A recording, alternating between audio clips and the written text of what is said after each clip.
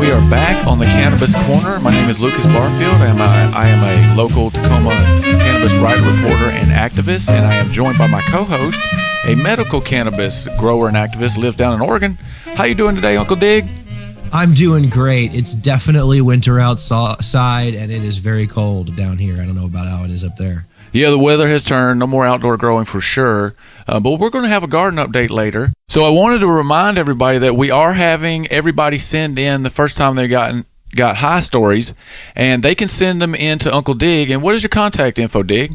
Yeah, you can send it to me in Gmail at uncledig4@gmail.com, or you can get in contact with me on Instagram at Uncle Dig. Yeah, and you can send them in as a recording with your voice, and you can be anonymous, or you could write something up and send it in to Dig, and he'll read it on air.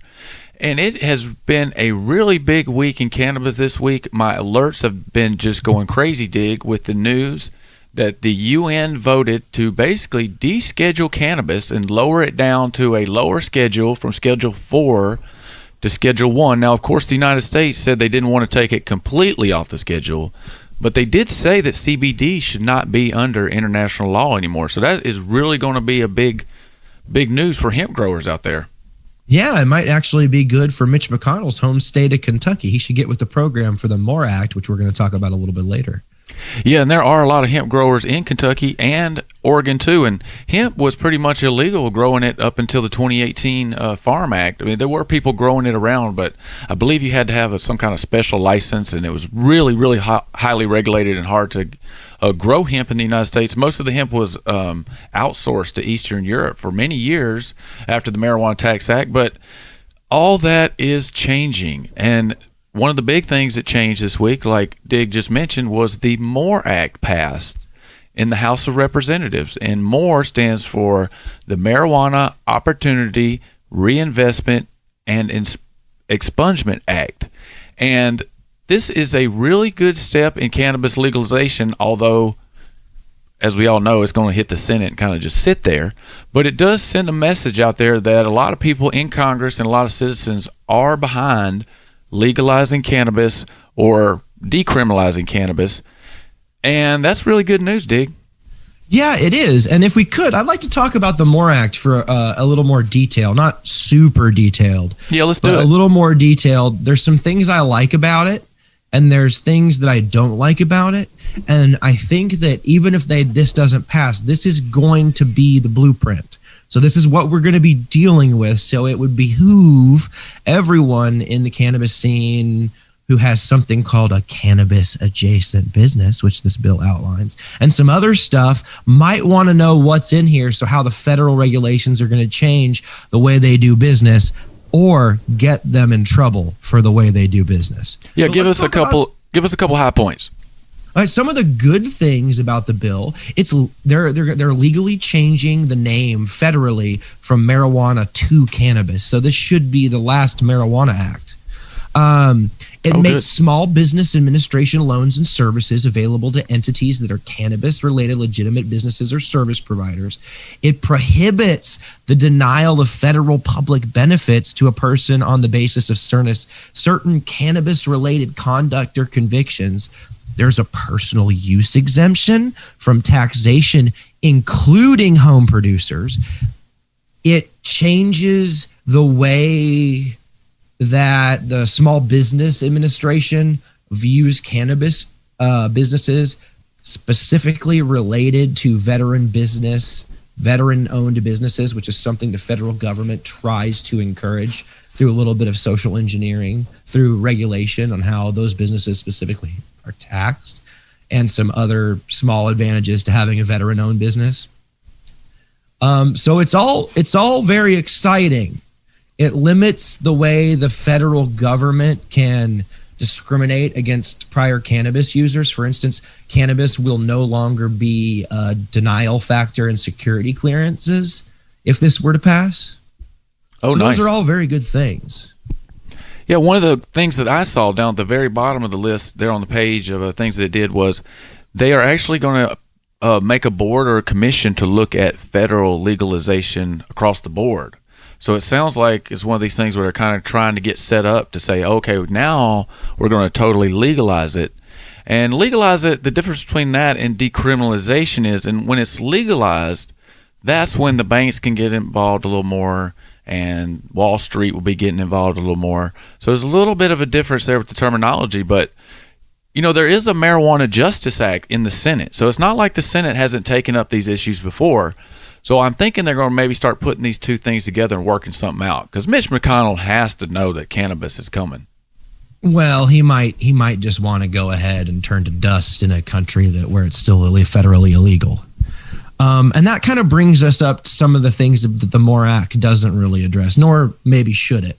For instance, it doesn't trump state law. So the single-digit amount of states that still prohibit all forms of cannabis, it'll still be illegal there just according to state laws. Now, there's a built-in $1,000 tax on cannabis business per annum. I'm sure once the Senate gets a hold of this, that will be raised. There is a 5% tax on cannabis produced or imported into the United States. However, this tax slowly raises to 8% over time.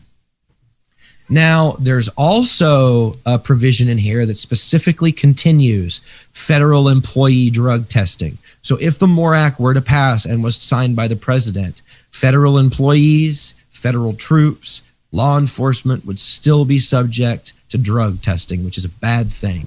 Also, for some reason, there's several tax provisions that set up special tax brackets for cannabis specifically imported from Puerto Rico, and I don't know why. It's weird. Yeah, so we definitely need to keep an eye on this. One, the O in the MORE Act stands for opportunity. And as we've seen in the cannabis industry as it's rolling out, sometimes the opportunity is not always for the people that have put the most skin in the game. So this could move forward, and it's really good to stop throwing people in jail for cannabis crimes. But if all the businesses that come out are owned by Wall Street bankers, then that's not necessarily what we are wanting to do with cannabis legalization. So we really need to keep an eye on this. Call your senators, call your House, and tell them, hey, take a look at the MORE Act. And maybe within the next 2 or 3 years, we'll see a little movement in the Senate. What do you think? I think it could happen pretty quickly, especially if. Okay. Here's the thing: what the Democrats did by passing this in the House, where they have the majority, was they made cannabis a national issue. And that's what's going to, and what we saw is a lot of places that cannabis was on the ballots, Democrats did better than projected. And some people think the reason that was is because one of the ways the Democrats can mobilize their voting bloc is by having cannabis legalization measures on the ballot. And this may help mobilize voters in that Georgia race if they know that the Democrats are, in fact, the pro-cannabis party. Of course, it could backfire, but this may push the Republicans to start embracing cannabis if they lose Georgia because of their failure to. Yeah, really good point. And I really was scared over the summer that President Trump was going to legalize cannabis and kind of steal the decriminalization, legalization torch from the Democrats. But luckily, they went ahead and moved. And you're right, they went ahead and made it a national issue and said, "Hey, this is ours, and we're going to go forward to that." And that's really good because Democrats haven't always been super friendly to cannabis as personally, I thought they should have been. I was a little shocked when I went into the Democratic Party here in Tacoma and Pierce County and saw how, I don't want to say they were anti-cannabis, but they were definitely like, we don't really want to deal with this. But the new generation is coming along. Cannabis legalization is sweeping the nation. They're going to have to deal with it one way or the other, and I'm really happy that the Democratic Party picked it up, and then they were going to be the ones to move it forward. Now, the Republicans are going to be watching for the business, kind of on the business side of it, though. The Democrats have failed on the social equity ticket. They failed to hold the police accountable. They failed to do anything remotely useful as far as social equity. So people have tried to pass cannabis to limit the ability that the state can interfere in their lives. And now the cannabis The Democrats are failing to do that too. Basically, the Democrats have to be bullied into doing anything useful. The only thing useful they do is kind of provide a buffer against some of the worst Republican impulses. That's it. All right, so we're going to move on to our next story, and that is something on a little bit of a different note, and that is out of Oregon, kind of down in your neck of the woods, sort of there, Dig, and that is a cannabis beverage company is coming out with a New Year's sparkling apple juice called Magic Number. Give us some details about this juice, and we wanted to cover this because this is just one of the new things coming along in cannabis, and that's cannabis beverages.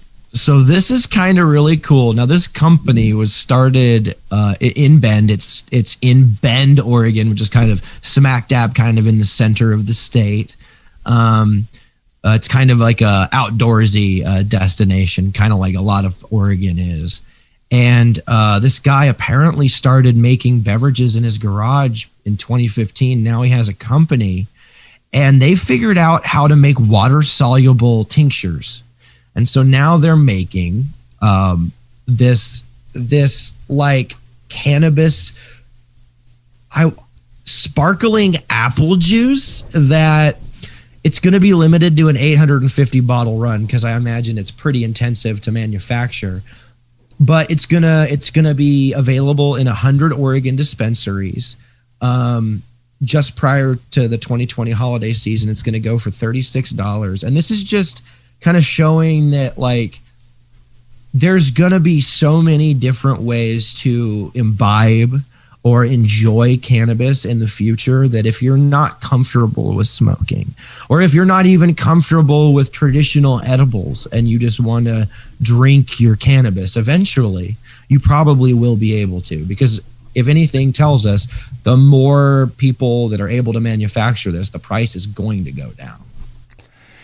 Yeah, and it really nice product. It's like it has 50 milligrams of live resin of a strain called pink lemonade, and they're actually using Washington State apples to make the apple juice, and that has hibiscus and elderberry flower in it. So it sounds really great, and this is predicted to be a $155 million industry within the next couple of years. So, but there's a lot of science going into making THC water soluble, because it's alcohol and fat soluble. So it takes a little bit of chemistry and a lot of investment to get this going. But it sounds like the guy started in his garage, and that's one of the cool things about doing home grows is you can kind of start these kind of things at your house.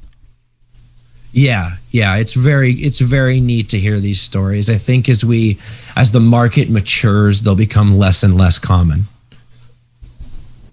Yeah, we've kind of seen that in other industries like the beer industry, that microbrews, but there's not many microbrews popping up still. So, well, though Oregon provides a good counter argument to that. We have more microbreweries than we have just about anything else. I think there's like a microbrewery for every like 10 people in Oregon or something crazy. I mean, there's a lot, and a lot of them prior to COVID were pretty successful. We'll see how that scene changes after this recession we're having now.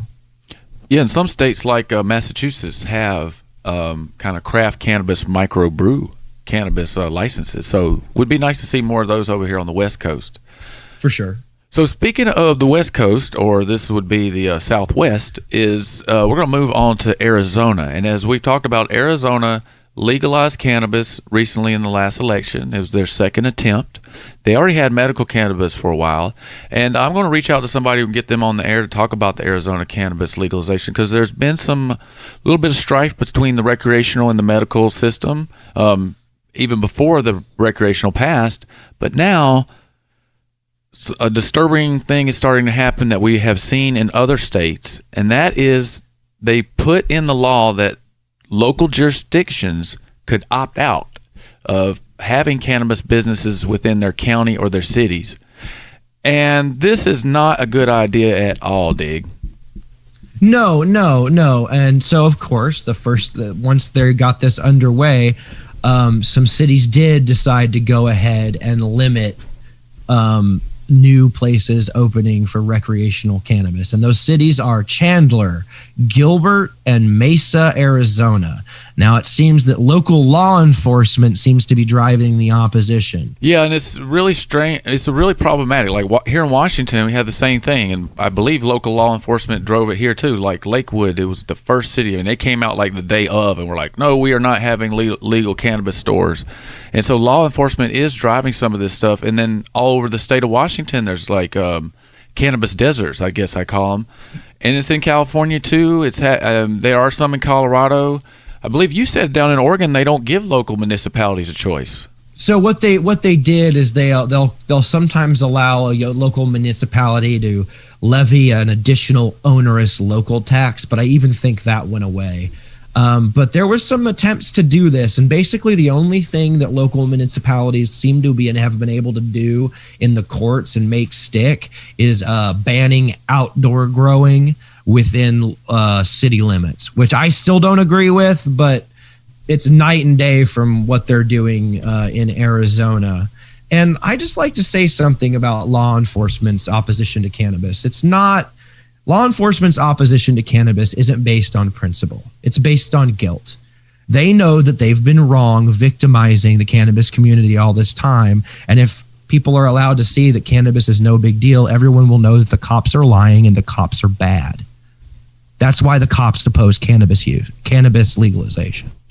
Well, in money too. They are, and so it's not just the cops; it's the local municipalities, the local jurisdictions not decriminalizing cannabis totally, and they're still out there arresting people, and there's still laws on the books saying, "Hey, police, go out there and arrest people." So the cops are a problem, and I'm really shocked that they would listen to the police about this, because as far as I'm concerned, the police and law enforcement have pretty much had their say on this issue, and their approach, the Richard-Nixon approach, the Marijuana Tax Act's approach, the Henry Anslinger approach, this prohibition approach has totally failed. And then it turns out the whole thing was based on racism and classism on top of all that. And then so Mesa, Arizona is going to be like, oh, okay, yeah, we're going to listen to you guys. I really don't understand it, Dig. I don't either. There's a certain mentality in this country that you support the police no matter what. And if you support any organism or organization, no matter what, in defiance of all reason or any new information, then you're not using your brain to make decision. You're using an emotional decision-making process.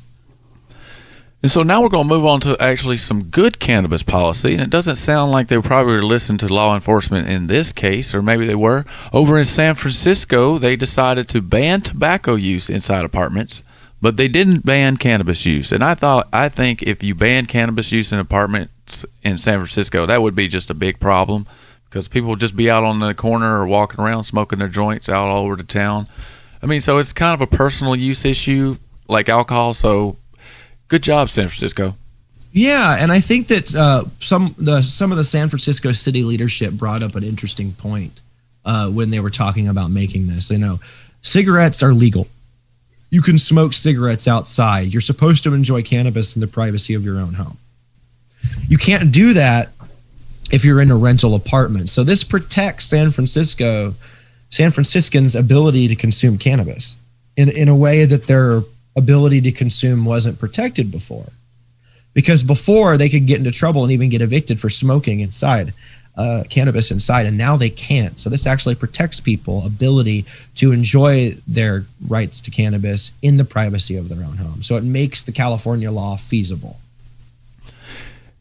Yeah, and this is something that's going to be having to be dealt with all over the country with these new laws coming out, because a lot of places, renters or landlords can ban home growing. They also can ban medical cannabis patients from growing. So it's really hard to say, hey, medical patient, you have a broken back, but you can't consume your cannabis at home. So these are things that are going to be changing, and they're moving, kind of slow, but California is taking a good approach there in San Francisco. So now we're going to move on to our garden update from Uncle Dig, and this is an indoor update this week.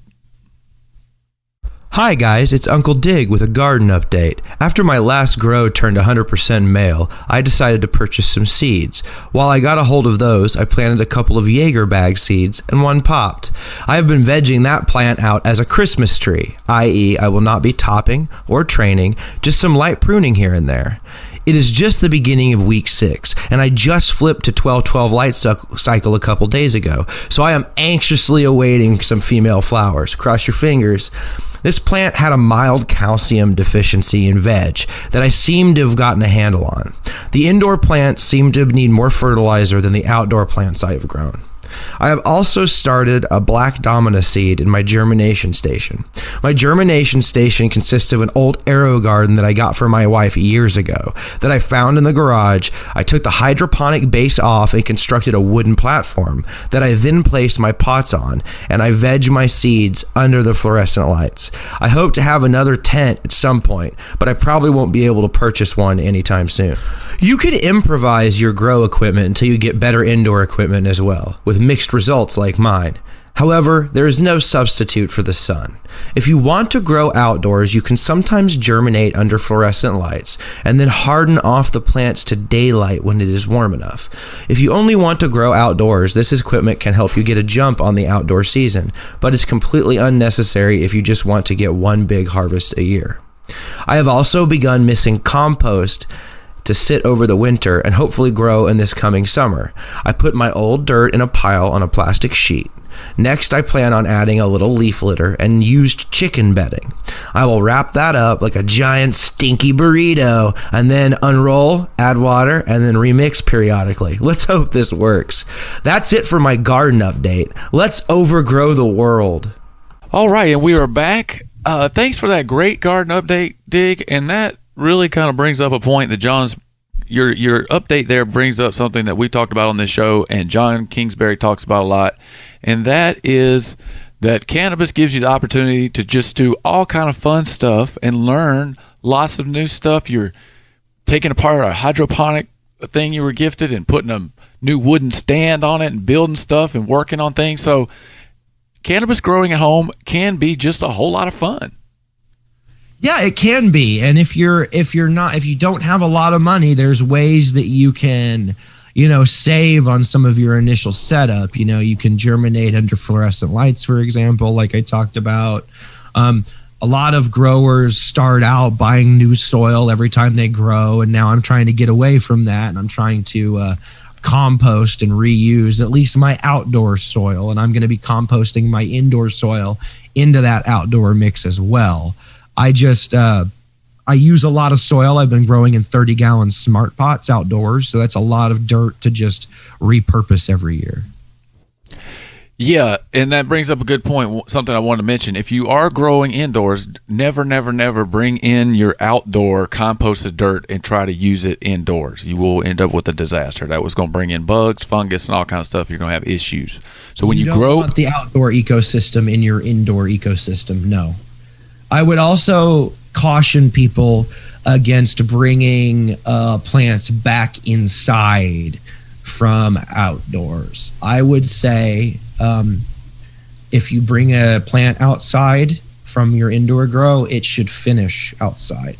You never know what you can piggyback inside that might be a problem inside that wasn't a problem outside. Yeah, that's right. So you want to kind of keep those two things separate. You want to use sterile dirt. And I believe you probably can compost indoor dirt as long as you compost it indoors. I think that would be a possibility, something I have not tried but have been thinking of. So I'm going to be looking into that. But I wanted to talk about your compost there for a minute because I was saying, well, growing cannabis can be a lot of fun, but, it can also be a whole lot of work, like just gardening in general. And I'm not so sure about your compost burrito there, Dig. That sounds like a big mess.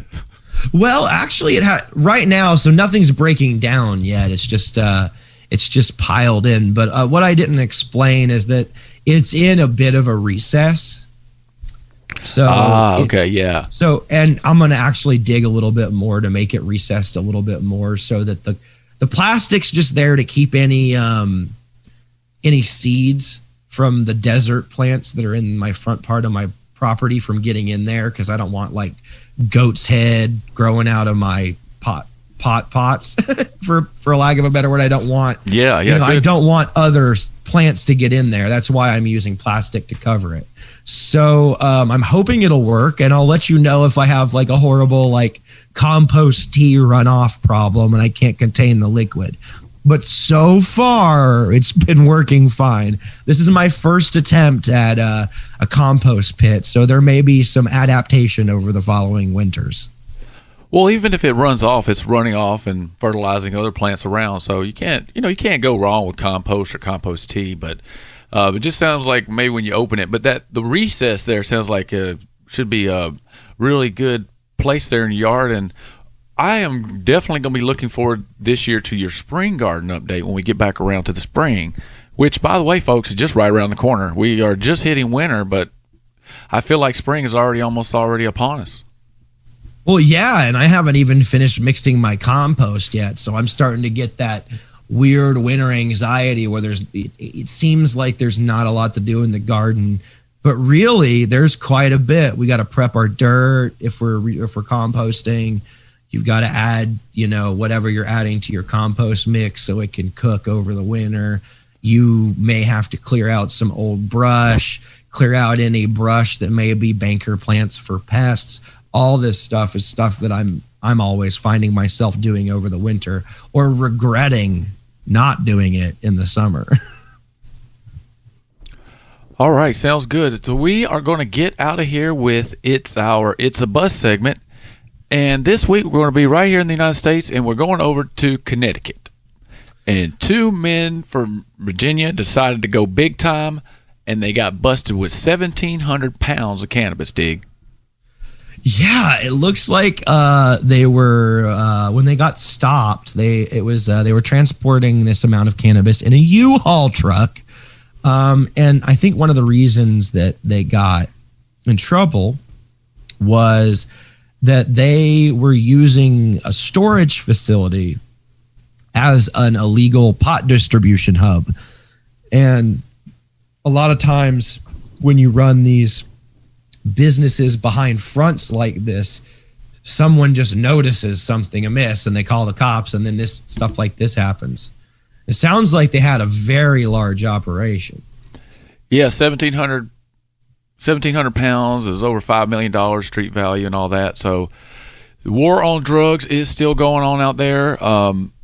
They say hopefully legalization will bring that underground market up to the surface, and we can stop having some of this law enforcement issue with cannabis bust out there. So we are going to get out of here, and you can contact me at lukasbarfield@gmail.com if you have any comments on the show.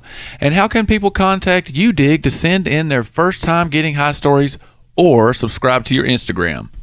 You can send me an email at uncledig4@gmail.com. That's UNCLEDIG4@gmail.com. You can also watch me grow on Instagram at Uncle Dig.